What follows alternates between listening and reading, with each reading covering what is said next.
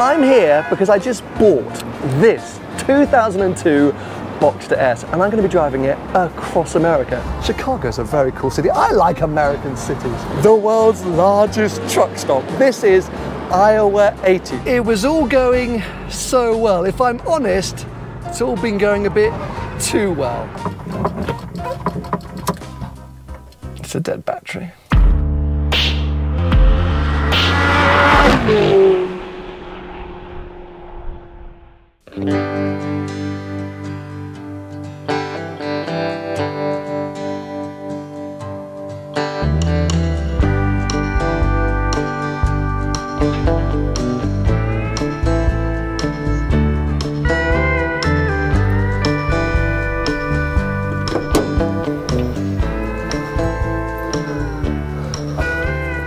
Well, hello one and all, welcome to Seeing Through Glass.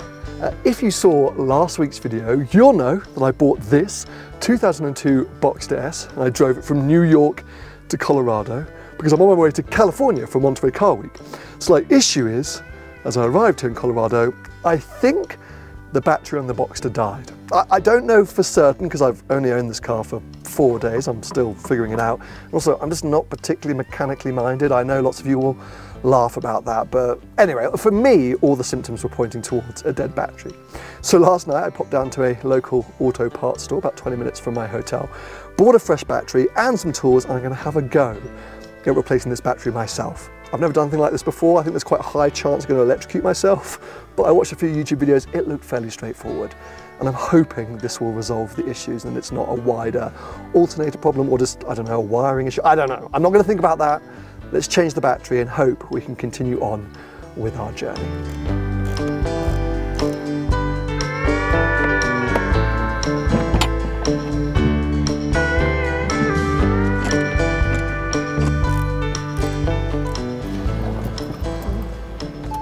Well, that's a good sign, I guess. Bonging.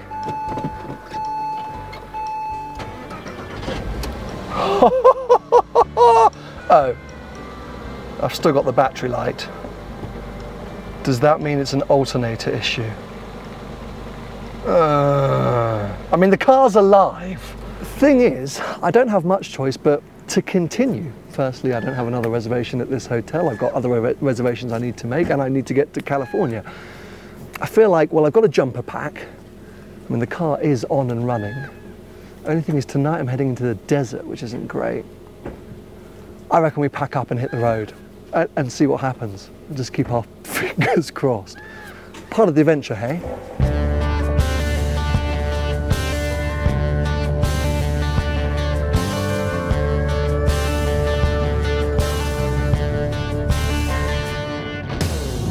Right, change of plan. I just caught up with Tom at Visac UK, who worked on my 996 911 when I had it.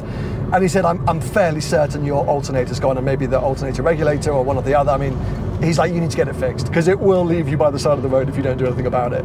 And given the program I just talked you through, I don't really fancy being stranded in the desert when it's expected to be 42 degrees Celsius today. So I'm going back on myself. I'm heading an hour and a half east back to Denver. I found a very nice sounding Porsche workshop that said they should be able to squeeze me in today and get the issue fixed as long as nothing else has come a cropper. So yeah, I mean, it should be all right. As I say, I got that fresh battery, I got the bumper pack. So an hour and a half drive up and over the mountains, the only thing that makes me nervous. It should be okay. Fingers crossed they can get it done. It should be a couple of hours worth of work and then I can crack on and still make it to Moab tonight, just in a less fun way. Got to do what we're going to do. This was always part of the adventure. I knew that this was the risk doing this trip with this kind of car, and it has been faultless otherwise, and it's quite a simple issue, but one that we need to resolve. So off we go to Denver.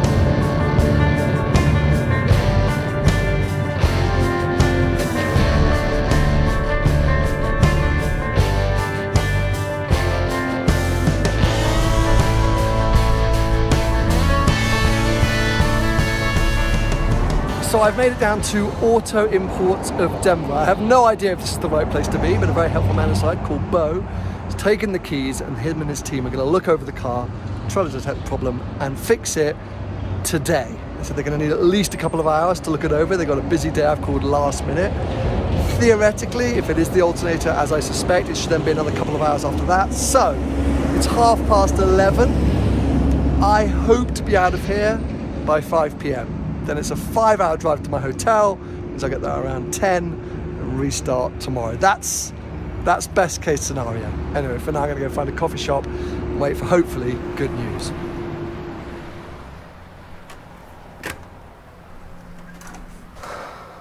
Well, this isn't Moab.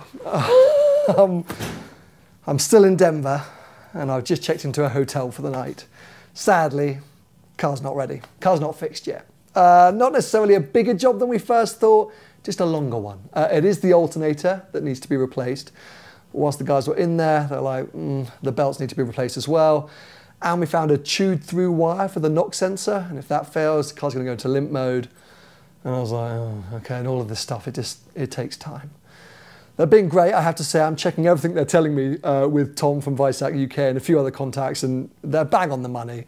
They're being really thorough, doing everything as it should be done to make sure that I can make it to California. They know all about the trip, and they're like, yeah, let's make sure you don't have any more interruptions. And you know what, it's fine. I always plan for something like this to happen because the last 3 days I've done just over 2,000 miles, and that's more than the Boxster S has averaged per year throughout its life.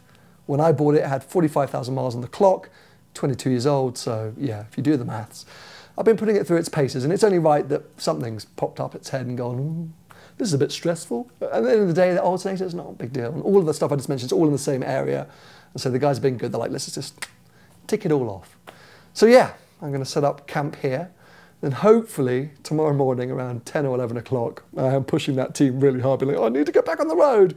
We will hit the road once again and continue non-stop, not non-stop, but continue to California. So yeah, slight interruption in the planned programming, but bear with me.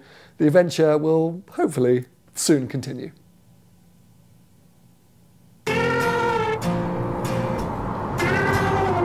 Well, boys and girls, we're back at it.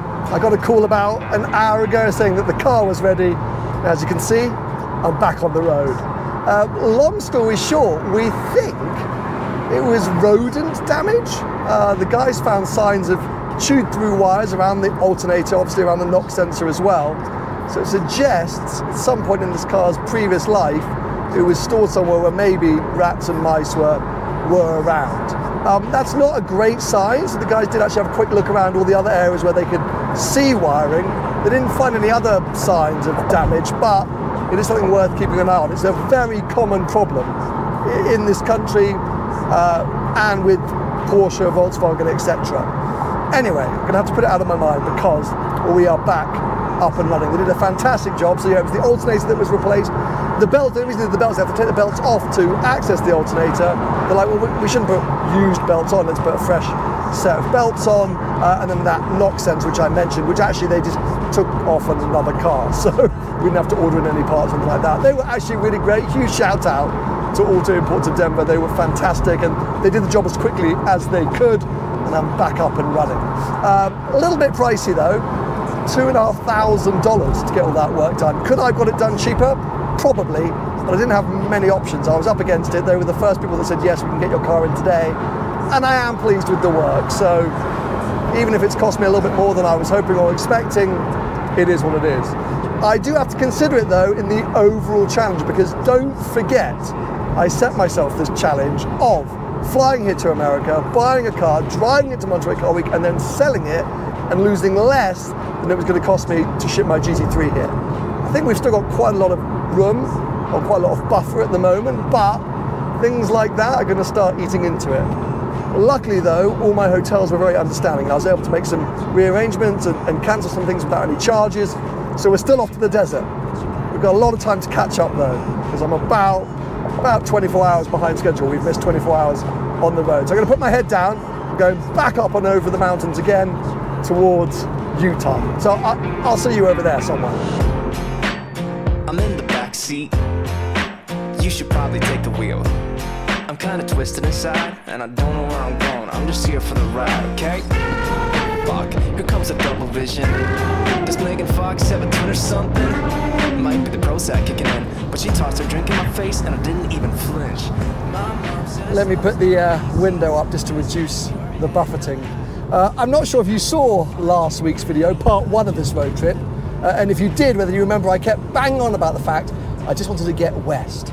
Don't have a lot of time for this trip, so I wanted to get some miles behind me and get to the good part. What's that TikTok trend? Let's skip to the good part. Because in my mind, this is what driving across America should be all about. The back roads. I mean, the highways do actually have some charm for a tourist, but it's the scale of this country that blows my mind. I've done so many road trips all over the world. I love spending time behind the wheel, but this is a truly spectacular day. Are the roads like those in Europe? No, but they're different, and that's what's great.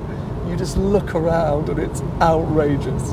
By the way, it's 38 degrees Celsius right now, so if I'm a bit red in the face, that's why. I'm very grateful because a big cloud has just given me some shelter, but I think I'm just about to drive out from underneath it, so back into the oven. But yeah, I could not be happier. The only frustration I have is that I've lost a day of doing all this because of the slight issue with the car. I was supposed to be doing more of this, but it's okay.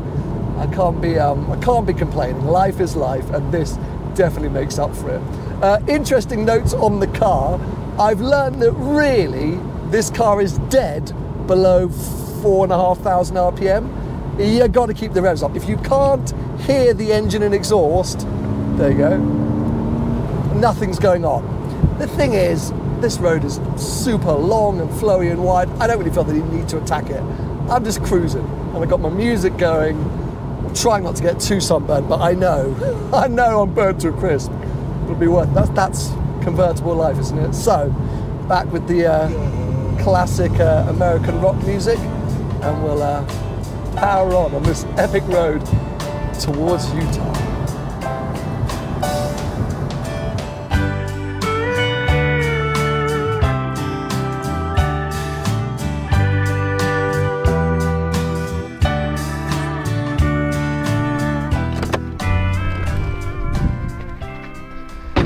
I've had to pull over for a second because look at this view. It's been like this for like the last 3 hours. There you go, there's the road snaking back behind me. It just never ends. I think that's the Dolores River down there, which snakes along this canyon.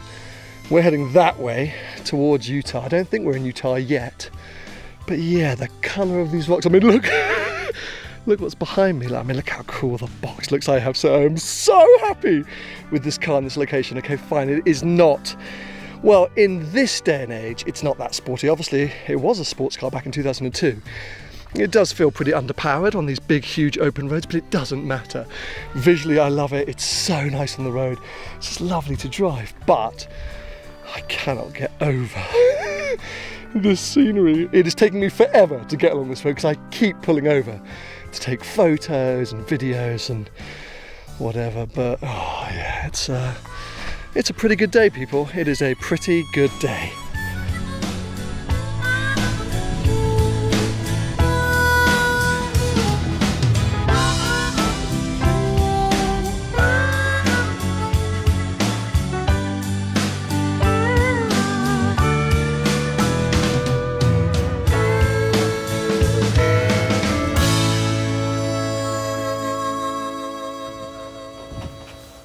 Well, if today wasn't already amazing enough, welcome to Ulam, Moab, which is, well, I guess you could say my hotel for the night, but it's not exactly a hotel, is it?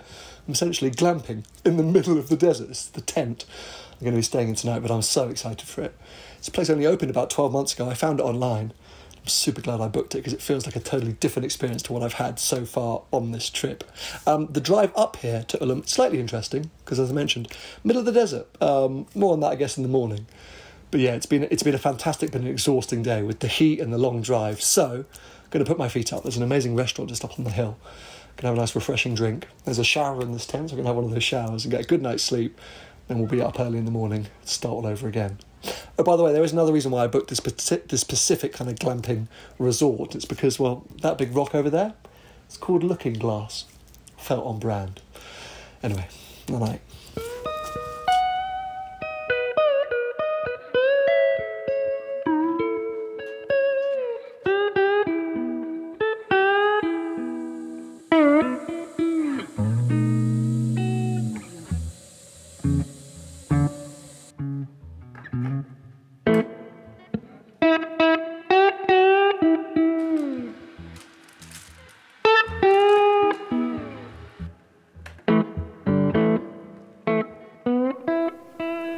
Well, good morning. I'm going to keep my voice down because there are plenty of other tents nearby, and as I learnt last night, the walls of the tents are quite thin. The thing is, I am truly a city boy. I grew up in London. I'm used to living in a city, and I'm slightly embarrassed, but not ashamed to admit. I was a bit on edge last night, sleeping out here in the wild. Tent doors were flapping and little bugs moving around. It's not the best night's sleep I've ever had, but this moment right now is worth it. Coffee in a cup, the view of the big rock, and I'm waiting for the sun to just peek up over the rocks behind me. We won't stick around here too long though, because yeah, big day ahead, 12-hour drive, and we're finally going to be making it to California.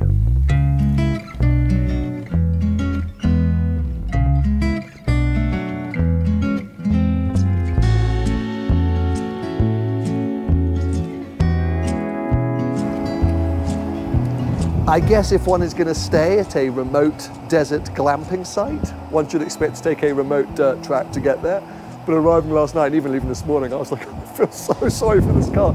It was shaken to an inch of its life. I was just like, please get back to the road in one piece. And it did. We are now back on the road. It's quite windy this morning. It is expected though to get over 40 degrees Celsius where we're going. So at some point the roof is going to go up. We're going to keep it down for as long as possible. I think I've already said 11 or 12 hours on the road today. We've got a few interesting sights on the way, but I'm pretty much just covering ground. But, oh, bloody hell, that scared me.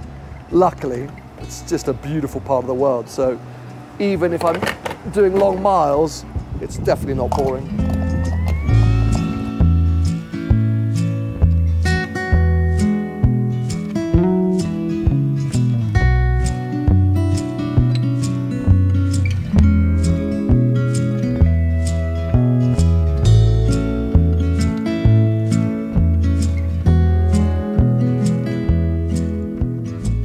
This is the incredible Monument Valley, and cinema fans may recognise the scene behind me because this is where Forrest Gump ended his huge cross-country run.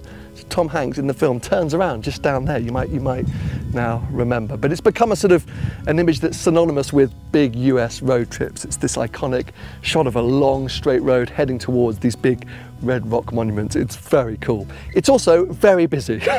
Just behind the camera there's about 50 to 60 people all trying to stand in the middle of the road for that iconic Instagram shot.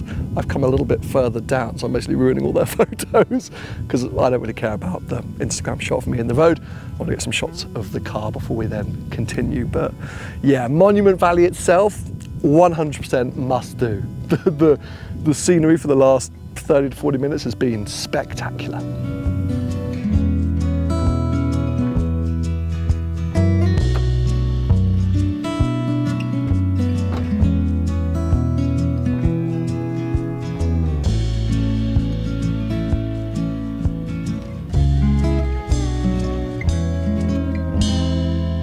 Now I'm fully aware I may have already overused the words size and scale in this video, but I'm going to use them again because welcome to the Grand Canyon. And pictures do not do the size and scale of this place justice. It is outrageous. It's actually quite hard to believe. It's almost like I'm looking at sort of an AI image. It goes on for so long and it's so deep that yeah, I just question the reality of it. It's added about 2 hours to my journey today and cost me $35 to enter the Grand Canyon National Park, but so worth it. I mean, I can't even really get any cool photos of the car here because you can't really get the car close to the edge. It's just a moment for me. You know, I couldn't drive across America and not come and check out one of these insane sites, and this is one of them. I think if you're ever in this area, come and check it out because, as I say, photos, videos, it doesn't do it justice. And before I started rolling this camera, I just stood here for about 15 minutes just taking it all in. It's just quite overwhelming. but spectacular. So yeah, I might spend a little bit more time here just with my thoughts. Then we'll get back in the car and try and catch up on the couple of hours it's added coming here. What a thing.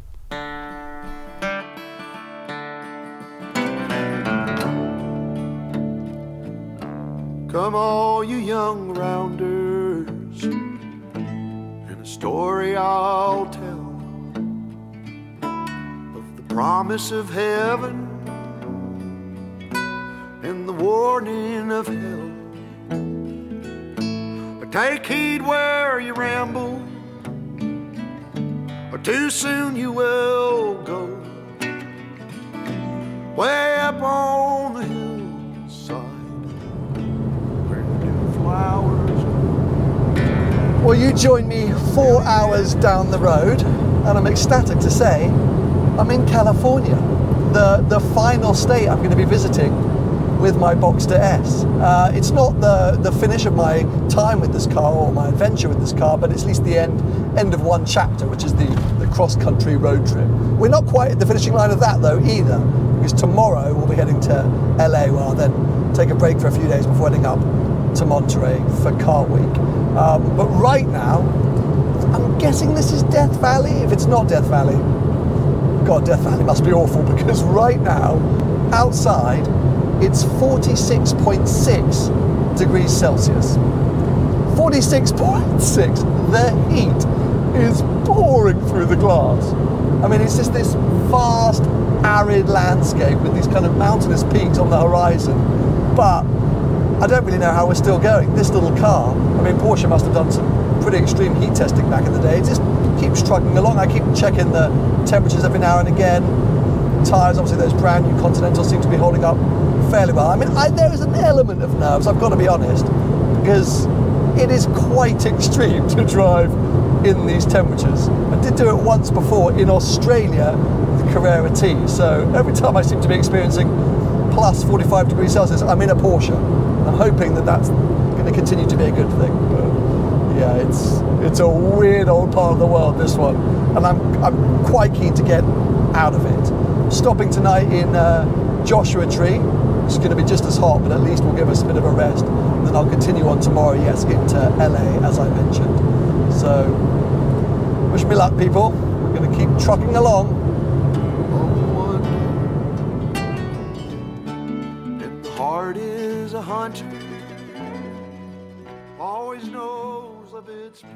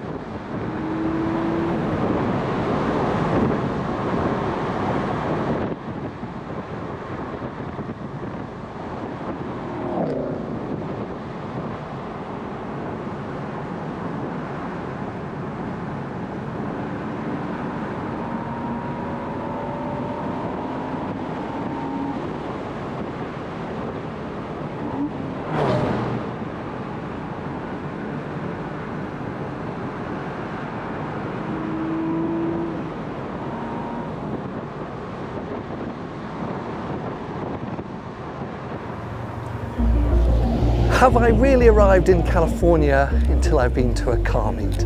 Welcome to Good Vibes, which takes place every Friday morning up the top of Angeles Crest, where Newcomb's Ranch used to be. It's now kind of abandoned and closed, which means you can't get coffee and pancakes at the top, which is my frustration. But this event grows and grows and grows each week in a huge variety of cars. I have to say, Boxster S was absolutely amazing. It came alive. I think it's been crying out for a canyon. Keep it in second or third gear. On the long stretches you might creep into fourth. Really, third gear is where it's at. Above 4,000 RPM, it's just the handling and the balance, and it's an absolute delight. But yeah, lots of interesting things to check out. Let's have a whip around, see what's here. Now, believe it or not, but pre-Boxster, this was one of my early choices for this trip. I thought maybe it'd be cool to do in an American truck, and for me, this is one of the ultimates, an F-150 Lightning from I think like 2000. The reason I knew about this thing is Paul Walker's character, Brian, in Fast and Furious, the original Fast and Furious, drove one of these. It was red, but I was kind of cool. You see the big old side step there.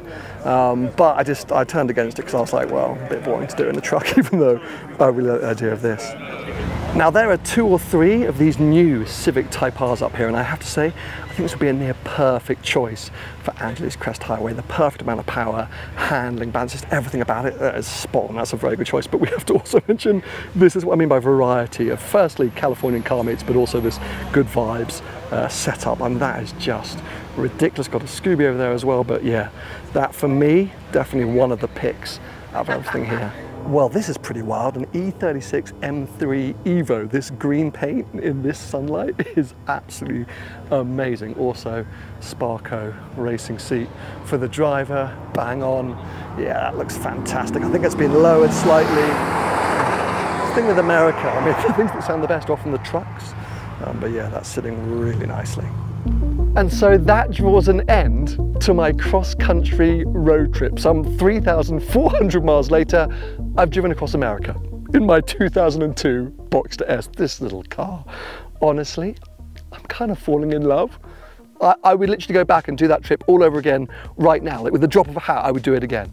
I wish I could take more time, do it a little bit slower, but then I also wouldn't change anything about this recent adventure. It's been near on perfect. I've loved every second, and I hope you have as well. I've been trying to document as much of it as possible, but there's been so much. You know, I think each day I've averaged 10 to 11 hours in the car, so capturing all of that for you, it's been difficult at times, but I've definitely picked out certain highlights, certain moments that, yeah, I will remember, and there's lots that happened off camera which I'll remember too. But as I've already said, it's not the end. We're of course going to take this car up to Monterey for Car Week, so the journey continues. So tune in next week as I continue to enjoy this little car and show it off at one of the most prestigious and wild car events that takes place in the world. So yeah, give it a thumbs up if you've enjoyed it. Shout out to Swiss Quote for all their support with this road trip, and I'll see you next week back here in California with my Boxster S.